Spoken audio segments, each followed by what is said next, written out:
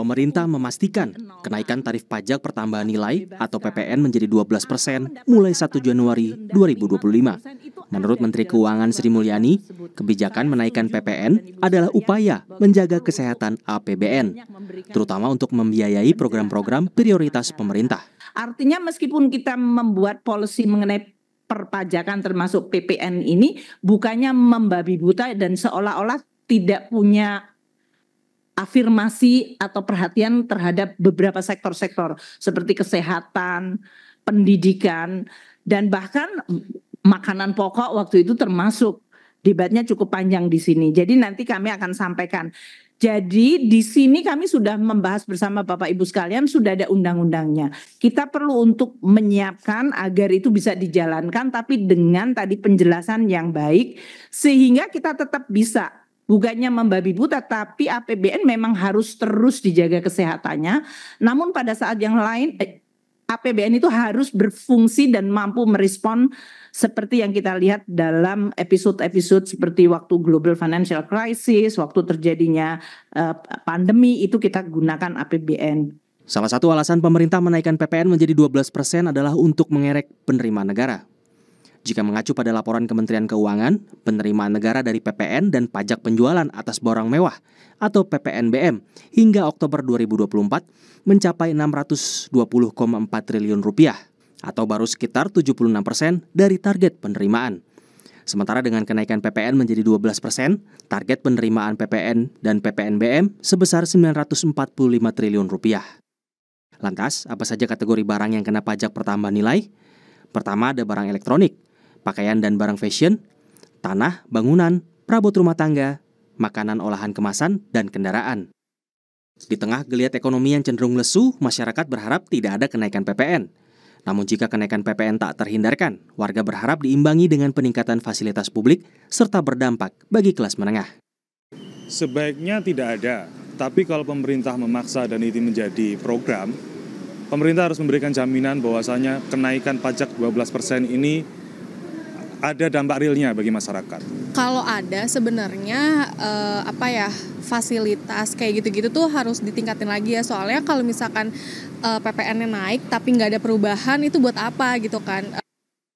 Menurut pengamat ekonomi dari Selios, Bima Yudhistira, kenaikan PPN 12% berpotensi melemahkan kontribusi pendapatan dari konsumsi rumah tangga terhadap penerimaan negara. Efek dari tarif PPN ini buruk atau negatif pada perekonomian secara agregat, secara total aktivitas, khususnya konsumsi rumah tangga yang membentuk sebagian besar produk domestik bruto Indonesia. Tapi harus ada cara-cara perluasan basis pajak, mengejar para pengemplang pajak, meningkatkan kepatuhan perpajakan, itu yang harusnya dilakukan pertama kali. Ada objek pajak baru seperti pajak kekayaan yang potensinya 81,6 triliun sekali pengenaan. Kenapa cara-cara itu yang tidak dipilih? Menteri Keuangan Sri Mulyani bilang penerapan PPN naik menjadi 12% sesuai dengan Undang-Undang tentang Harmonisasi Peraturan Perpajakan. Kebijakan menaikkan PPN akan dilakukan secara hati-hati.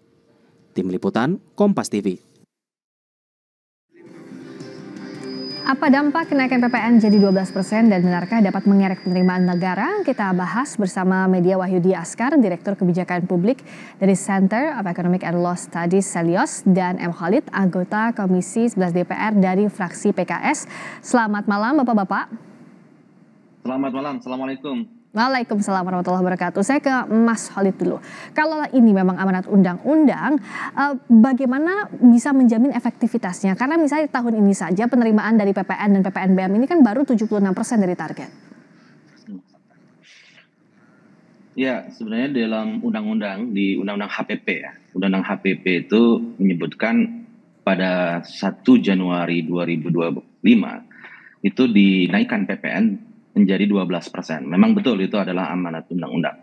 Tapi di undang-undang yang sama, di pasal yang sama juga, bahwa ada ayat 3. Kalau tadi itu ayat 1. Ayat 3-nya disebutkan bahwa pemerintah dan atas persetujuan DPR RI itu bisa menurunkan bahkan di angka 5% dan maksimal menaikkan di angka 15%. Ada rentang 5-15%. Artinya memang dibuat ada space, ada ruang untuk melakukan manuver kebijakan jika diantisipasi kondisi ekonomi itu tidak memungkinkan untuk dinaikkan PPN menjadi 12%. Jadi kami sendiri dari Komisi 11, ya, saya mewakili dari fraksi PKS, menyampaikan dalam rapat kerja bersama Menteri Keuangan untuk meninjau ulang agar PPN 12% itu tidak dijalankan sebagaimana di pasal 7 ayat 1 Undang-Undang HPP. Dan opsi pasal 7 di ayat ketiga itu yang bisa dipakai. Ya, jadi kalau fraksi PKS kan meminta ditinjau ulang, tapi secara umum fraksi mayoritas setuju atau tidak dengan ini pada saat rapat dengan Menkyu? Ya, kalau kita lihat di Komisi 11 banyak memberikan masukan juga, karena begini, situasi kondisi masyarakat kita, daya beli saat ini cenderung melemah. Konsumsi rumah tangga juga cenderung melambat. Pertumbuhan ekonomi kita kemarin juga terlihat melambat. Indeks kepercayaan konsumen juga turun. Dan kalau kita melihat selama 5 tahun terakhir ini kan jumlah kelas menengah kita itu jatuh. Hampir 10 juta kelas menengah kita itu statusnya bukan lagi kelas menengah. Jadi memang dengan berbagai macam pertimbangan itu, kami menyampaikan bahwa lebih baik rencana kenaikan PPN 12% itu ditinjau ulang. Oke, tapi kapan bisa tahu, masyarakat bisa tahu bahwa ini ditunda atau tidak, atau tetap dijalankan sesuai dengan waktu yang disampaikan awal tahun? Ya tentu nanti dari kami, dari DPR RI akan menyampaikan kembali kepada pemerintah ya terkait mendudukkan masalah ini. Ikhtiarnya, iktikadnya adalah kita mencari jalan yang terbaik. Jangan sampai nanti di 1 tahun pemerintahan Presiden Prabowo Subianto, masyarakat ekonominya semakin terpukul. Tentu ikhtiar kami menyarankan kepada pemerintah untuk meninjau ulang itu adalah itikad baik agar ekonomi kita, terutama konsumsi rumah tangga ini adalah menyumbang 50-55% PDB kita. Jika konsumsi rumah tangga ini terpukul, tentu akan berbahaya bagi kondisi ekonomi nasional kita. Jadi inilah yang ingin kita dorong agar yuk mari kita dudukkan mana yang paling rasional untuk kita ambil keputusan tersebut. Oke, Mas Wahyu, kalau dari sisi Anda apakah masih ada jalan untuk menunda kebijakan ini? Jikalau iya, bagaimana pula mencari jalan tengah untuk mengerek penerimaan negara seperti alasan pemerintah untuk menaikkan PPN ini? Ya, kalau jalan untuk membatalkan PPN 12% ini pasti ada ya. Tadi Mas Khalid sudah menyampaikan. Dan saya kira saya ingin merespon juga tadi pernyataan Bu Sri Mulyani bahwa tidak membabi buta. Tetapi menurut saya kenaikan PPN 12% itu justru membabi buta di tengah kondisi masyarakat yang terjepit hari ini. Karena Bu Sri Mulyani sebagai Komando Kementerian Keuangan 10 tahun terakhir itu juga pasti tahu datanya rasio pajak kita itu relatif stagnan. Jadi jangan sampai ketika kinerja perpajakan lemah, kemudian yang dihantam lagi-lagi sekarang kelas menengah ke bawah. Jadi kalau alternatifnya memang saya kira banyak alternatif, tapi saya juga heran hari ini tidak pernah diperbincangkan soal pajak kekayaan. Padahal kalau di segi jumlah, total potensi pajak kekayaan per tahun 2% pajak kekayaan itu 81 triliun. Hampir sama dengan pendapatan yang didapatkan kalau PPN dinaikkan 1% menjadi 12%. Ini belum lagi pajak yang lain ya, seperti pajak karbon, pajak produksi batubara. Dan ini tidak pernah dibahas. Jadi justru PPN 12% yang akhirnya didorong, padahal ini sebetulnya langkah terakhir ya yang seharusnya dilakukan ketika tidak ada lagi opsi yang lain.